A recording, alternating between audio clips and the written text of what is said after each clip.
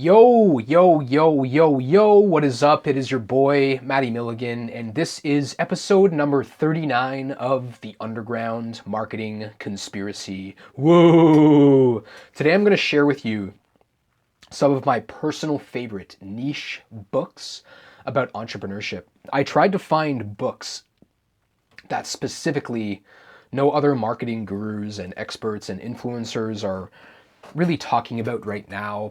And I see a lot of other book reviews on other ones, and I'm not going to share the classic copywriting books that a lot of people talk about. Everyone's like, oh, you must read breakthrough advertising. You need to read tested advertising. You need to read all these old David Ogilvy books, and even I myself recommend doing those.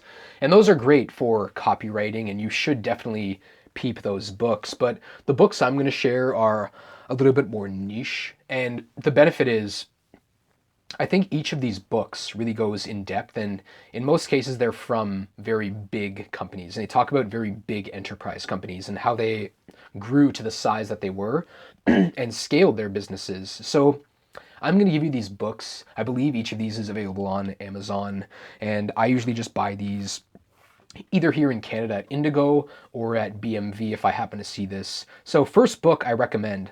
My mom bought me this book about 10 years ago. This was one of the first books that really got me into entrepreneurship. So, it's a book by Fred DeLuca. Bet you never heard of him. It's called Start Small, Finish Big. Now, in case you're not familiar with Fred DeLuca, he borrowed $1,000 from a family friend and started Subway. I'm sure you know Subway. They do billions of dollars in sales globally each year. I think they have probably like 50 or 60,000 stores in 150 plus countries globally. So I think this book is very important. And through this, he actually gives 15 essential principles that anyone can use in starting a small business. And it's called Start Small, Finish Big because you're in your business, you're always going to start small, right? And I think I've talked about this before where it's like you want to fire bullets and then cannonballs, where you want to start small with little things that you're testing, and then when you actually do find something that penetrates the shield, then you put more and more effort into that, right? More and more resources, energy, time, money into really that one thing that's working for you. But again, this guy started out with only $1,000, and he scaled Subway absolutely massively. Throughout this book, he gives you a bunch of different options as well. He talks a lot about persistence too, because the benefit of reading books like this, and there's another book as well called Shoe Dog by Phil Knight, which isn't in my list today, but in both cases you'll notice some similarities in them where they talk about the importance of persistence, but you see in a lot of cases they have a lot of resilience as entrepreneurs, where they fail massively, where they're in dire straits, where the banks have them by the short and curlies and they can't move forward, but they find some way, right? They figure out, they think everything through, they talk with their team, they work together, and then they come up with a solution to their massive problem. So I think this book is a really good example of that. Again, you'll see throughout this book, he has a lot of experts in this book too, which break down each lesson, which I found very, very, very useful. And he's subsequently passed away, I think, about 10 years ago. And one of the benefits of reading books like this, and the next one I'm going to mention in a second, is that a lot of these people, as they grow, right, a lot of these bigger CEOs and founders, as they get older, they just want to share their secrets with people, right? They just want to find people that are teachable and that they can mentor. And they're like, well, like I've made all this money. I'm just going to give back to people and hopefully they can take some of the principles. So in this book, he goes really in depth into that. And he talks a lot about how it's like, yeah, being a millionaire is cool and like being a billionaire is cool, but really just finding people that you enjoy spending time with and helping. That's one of the things that you really want to focus on in life, right? Because you're going to be spending your time building something, that's fine, but you need to be around people that you're going to enjoy doing that. So hiring people in your business that you enjoy, that aren't necessarily that you think of as your friends and you really trust, and you build that massive bond and rapport with them, that's something you need to do. Even Peter Tarr, when I had him on this podcast a couple weeks ago, he really went in depth into this, right? Relationships, not just in your marketing efforts on the outside world, but also on the inside of your company. So this book goes into that. Again, this book, it's by Fred DeLuca, Start Small, Finish Big. Next book is called Be My Guest by Conrad Hilton. I'm sure you're familiar with the Hilton hotel chain. I'm sure you're familiar with Paris Hilton. We're not going to talk much about her today. I think has built a very strong brand, and I think she'll scale the Hilton empire as well, doing some things that she does. But I think Conrad Hilton, he's very inspirational. If you've ever seen the show Mad Men, there's a couple of seasons where they have him as a character in the show. And he meets with Don Draper, who's a fictional character, and he talks about that. And he's like, "Oh, I want like an advertising campaign." And he just seems like someone who has a lot of integrity, and he just seems like someone that would be very hard to work with. Again, he failed a lot. He was very resilient in the way he did about this. So this book is okay. It's more so the strategy, I feel, that how Conrad Hilton used this. And within the next few weeks, I'm going to have a guest on my show, this guy Tim Conley. And one of the strategies he recommends is having a book, and it's basically become having a book for yourself and your business and your personal brand is your business card nowadays. So this is what Conrad Hilton did. He would leave a copy of his book on everyone's room in all of his hotel chains, so they would find more and more about him. And again, the book I'm sure was ghostwritten by someone else, but even just the strategy behind that, and when you kind of see how they built up the whole hotel chain as well, again, where this dude who was in the Great Depression brought himself out of the slums and built this empire, and it's definitely an empire because, again, his granddaughter at this point is still around, and she's absolutely crushing it and has a huge personal brand herself. There's a lot of outdated stuff in this book as well, just in terms of marketing and just a lot of politics and a lot of religion in this book. And anytime they have that, I'm kind of going to skim through that and try and get through it as quickly as possible. There didn't really necessarily seem to be any sort of agenda in this book, but he did seem preachy in some cases. But again, I like to look at a lot of these more like forceful, aggressive entrepreneurs, again, like Grant Cardone, Andy Frisella, Brad Lee. I talk about them sometimes, even Gary Vee, when they go into this very like aggressive hustle thing, using some of that, right? Having that intent, using that to motivate you to actually take massive action, right? But at the same time, don't buy into that 100% because you will probably burn yourself out.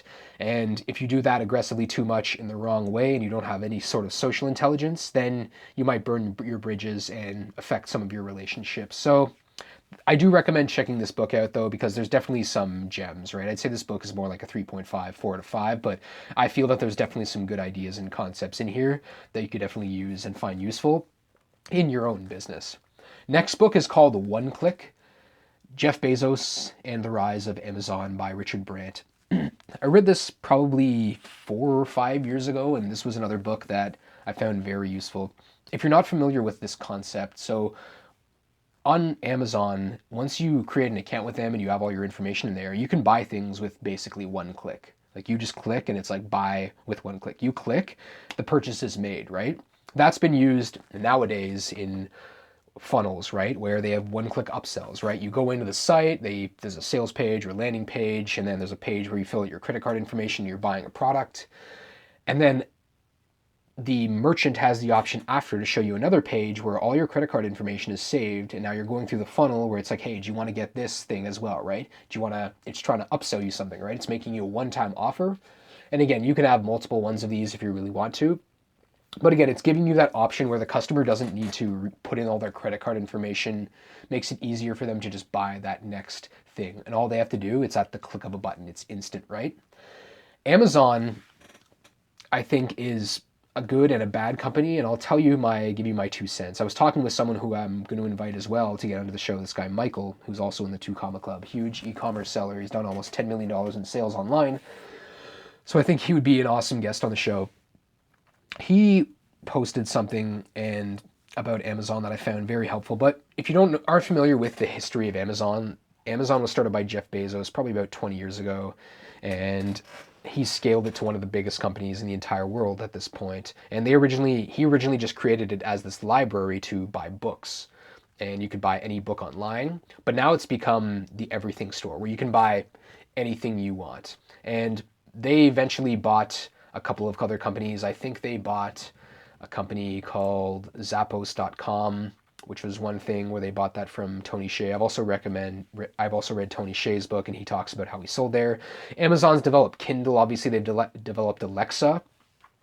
And this is why I think voice technology is going to be huge, because Google's going all in with their Google Home, Amazon with Alexa and Apple with Siri. All these different voice things are super important, especially for buying. Because if you think about this with Amazon, and even this is technology you might want to create yourself for your own business, and this is a huge business opportunity, having the option where it's not a one-click purchase, it's not a one-click buy, it's like a one voice command where it's like buy now, right? And having it automatically order this stuff for you. It's like on Amazon. If I, for example, I'm having a cup of coffee, if I run out of coffee or I run out of coffee filters, I can just be like, Alexa, order me more coffee filters. And it already knows, it already has all my stuff, and it just goes about, it's like boom. And even then it can go through and your shipping information, and it's super fast, right?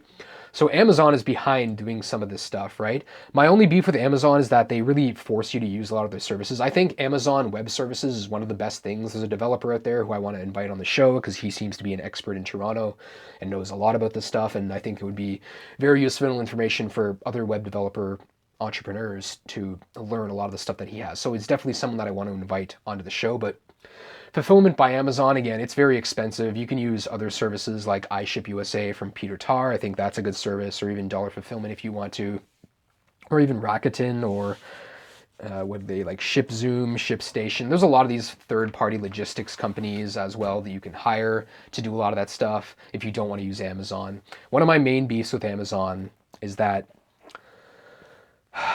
they'll take products from some of the people who sell on their platform. First of all, they'll kick people off randomly, even though they didn't go against their terms of services. They'll take your product, identical, copy it, right? Get it manufactured in China for less, charge on their site less than you, and then give themselves this buy button, which is basically like as soon as someone types in a keyword, they're that first option. There's this buy box where it just allows you to be the first option and easiest to buy. So Amazon does that to entrepreneurs, and then they kick the entrepreneurs off the platform, which is why I think having your own website and store and having people buy directly from you, because if they're buying from Amazon, they're still not buying directly from you. Same way if someone goes to buy my product at Canadian Tire, or if they go to buy it at Best Buy, or they go to buy it at Home Depot, they're not buying directly from me, right? I have a deal with this wholesaler. I'm selling to them at a little bit of a discount. That way they can make a little bit of margin and a few points for each product that they sell.